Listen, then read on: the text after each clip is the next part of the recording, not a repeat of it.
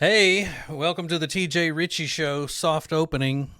Everybody's been asking what my opinion of the situation with Kilmar Abrego Garcia is, the one the media describes as a father from Maryland, a Maryland father who was wrongfully deported to El Salvador prison. What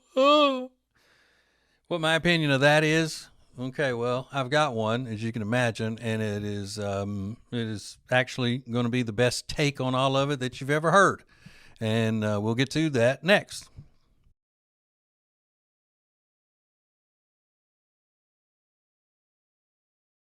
All right, welcome back. I've waited long enough to weigh in on this. I was giving everybody else a chance, all of the other commentators in the political world. I was giving them a chance to catch up with me and where I might be going with this. But it looks like nobody is going to have this take, really, that I've heard. So I gave them the opportunity. They didn't seize upon it. So here we go. Here's the deal. Quick reset.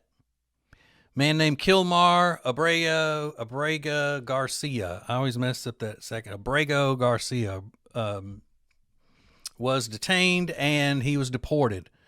A suspected member of MS-13, which President Trump has declared a terrorist group, and he was shipped to El Salvador with all of the other thousands of illegal aliens, and that's the word, illegal aliens. Remember, the commucrats and modern Marxists always want to change the language.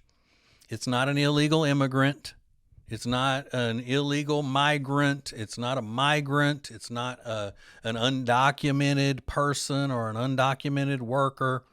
It is, in our constitutional government, it is an illegal alien. That's how it is in the Constitution. They're illegal aliens. Okay. Some of them very nice. Not all of them MS-13 gang members, but it is what it is. So, illegal alien supposedly had the papers to where he was okay being in U.S. America, but then the Trump administration got a hold of the records and all that. Two separate judges had said that there was sufficient evidence for them to believe that he was a member of MS-13. He's also got a criminal record, crimes that he has committed while in U.S. America. Okay. But what the Democrats always want to do, and the liberals in the media, is confuse everything, right? They don't just try to deny things and lie about things, because they do. But what they want to do is, when they know that something is amiss, they want to throw all of these confusing topics along with it, so people get distracted and sorry, my phone's ringing, and go off in different directions, getting them off of the main topic. Now, the main topic is what we should be focused on, okay? And we call that technique that the Democrats do in radio, we call it chasing rabbits, okay? Because you're focused, you're like a hunting dog, a beagle, and you're chasing after this rabbit, and it's going, and you're focused, and you're getting on it, and then all of a sudden somebody lets another rabbit go. All right, so then you got to go round that one up, and then somebody lets another one go, and you round that one up, and then the next thing you know, you've lost the one that you were initially chasing. So, here's what they're doing. They're focusing on all of these other aspects. The Republicans, the conservatives, the people on our side who are in the media get caught up in trying to prove to these commucrats how trying to prove that he was rightly deported and he shouldn't be here, by talking about him with his crimes that he's committed. The judges, like I said a minute ago, saying that they believed he was in MS-13. The other things on his record that would show that he's not a good person, and all of this kind of stuff. So here's the thing. I'm just knocking things over all over the place. If you are in this country as a guest, that means that you're here and you're legally here. You're not a citizen, but you're legally visiting our country. You commit a crime, you should be gone. And most American citizens agree with that. If you commit a crime and you're a guest, you should be gone. You should be, boom. All right, you committed this crime, guilty, now you're deported. Go. There's no excuse for anybody from any other country to be in the United States of America committing crimes over and over and over. One crime, gone. Now, that's just for the people who came legally and are in the country legally. If you came to the country illegally, then you should be deported as soon as they catch up with you. I know. That's harsh to say. But how do we have a country where anybody can come in and get tied up in the court systems? And that's what these Democrats, when they say due process. Well, that's what the Biden administration did, the Obama administration. They want all of these people coming in here. They fly them in. You remember that? Biden flying people from other countries in and dropping them off, and because they go into the system and they're here until they get their due process. Well, how long does due process take? Forever. So in the meantime, that while they're waiting on their due process, if they even show up to court at all, they're having babies who become U.S. citizens automatically, which is a conversation for another day. That shouldn't be happening.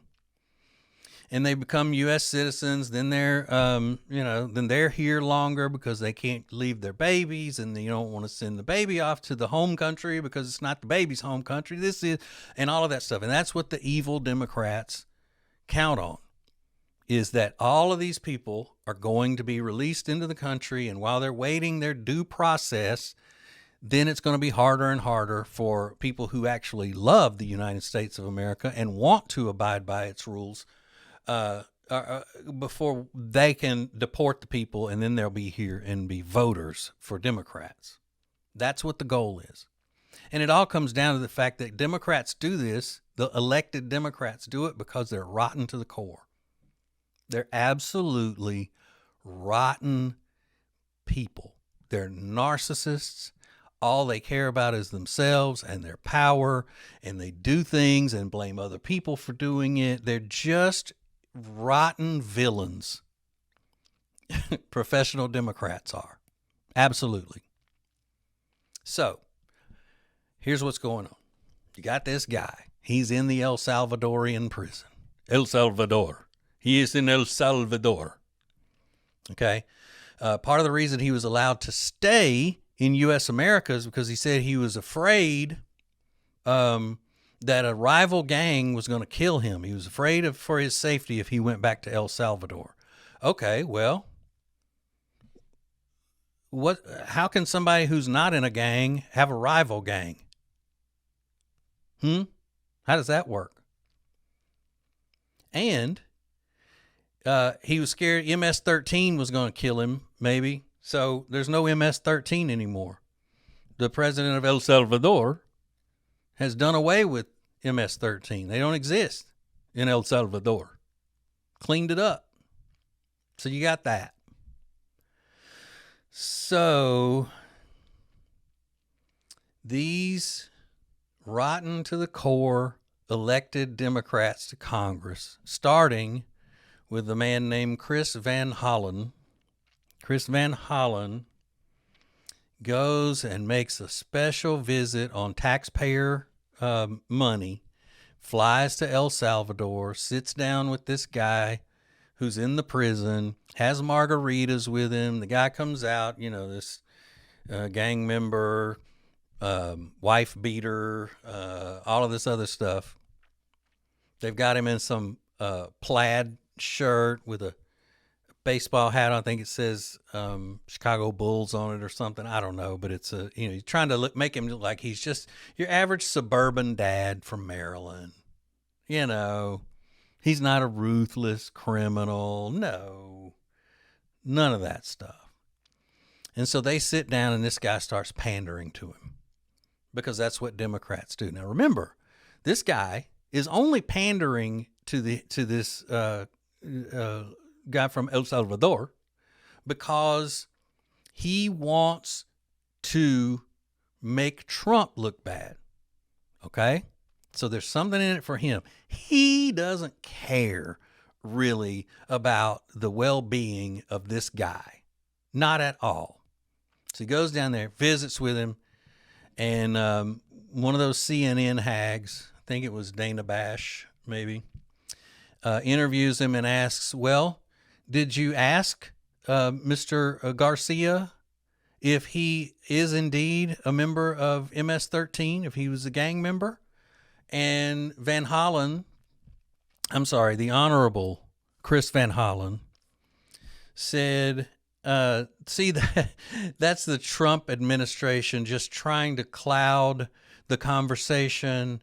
They're just trying to divert and confuse people, and they're not dealing with the issue at hand, which is due process and, so forth and so on. She says, so that's what everybody's talking about, though, is whether or not he's a member of MS-13. Did you spend that time with him hanging out and you didn't even ask him? No, because I didn't have to. I know his answer to that.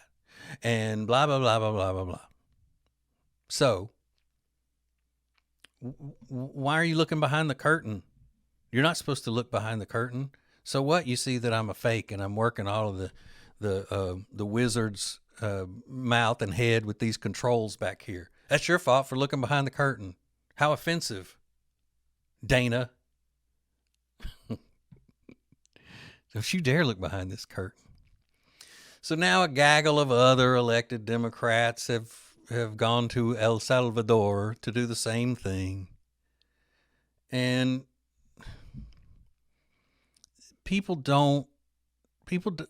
American people, voters, are not rooting for this guy. They're not. But these Democrats don't care. This is my point. These Democrats are not interested in the well-being of anybody but themselves. We talked about that yesterday when I was talking about how these white liberal Democrats and then the black Democrats, elected Democrats, manipulate black people so much and make them think that they're on their side, and all they're doing is just trying to manipulate them so that they can maintain power over them. They do that to everybody. It's not just black people. So if you're black and you've fallen for that your whole life, don't feel bad, because they do that with everybody. They don't care about anybody. And they damn sure don't care about this country. They don't care about the well-being of this country. They go down there and kiss the ring of this criminal gangbanger who should have been out of the country a long time ago. If things were done properly, we wouldn't even be having this discussion. They're down there championing him, and they're his saviors because he's been done so wrong by the evil Donald Trump and the Republicans. All they want is for America to be broken down. And if that means criminals stay here, and criminals commit crimes and murders against your family, your innocent family members who are just going about their day until some illegal alien criminal murders them, so be it. Do you think that any of these people, any of these elected commucrats that are down there posing for the cameras right now, thinking that they're looking like heroes in El Salvador, do you think even a single one of them tried to comfort a family whose son or daughter was killed by illegal aliens, murdered? They're called angel families. You think that any of them showed up to help them, comfort them when their family member was murdered by an illegal alien? No, that doesn't benefit them. They root for that. They root for it. Why? Because it disrupts the American system. And that's what Democrats are about. Professional Democrats. The office holders, the politicians, the ones who work for them on their staffs, they're all just rotten. And the more we can get that message out and get people to understand that and point to what they do and not let them distract us from the actual point, the only points that need to be made, like this. The guy has committed crimes in U.S. America. He's not a legal resident of this country. He's not a citizen. He's got to go. He got to go. See ya. Sorry. And all you Democrats can fake cry all you want to, but those big fake tears are just going to fall on nothing but disdain and sarcasm, because that's what we need to do. And I always say that about liberalism, modern Marxism, socialism, leftism, all of it. If that's going on with our elected officials and all in America, we point and mock to the point where they don't want to even tell people that they're a Democrat, an American Democrat holding office. Point and laugh because they're ridiculous. They're clowns. And they deserve no respect if they're trying to tear apart our country. They deserve no respect. You know, they can jump up and say, get in people's, Maxine Waters, get in people's faces. And you see a Republican or a Democrat in public, you get in their face. You know, I'm not saying that. I'm just saying, don't take them seriously. Mock them. Don't respect what they say, because what they say is against what is best for us as a country. I'm not saying get up in their faces in public. We don't do that. We're not Democrats.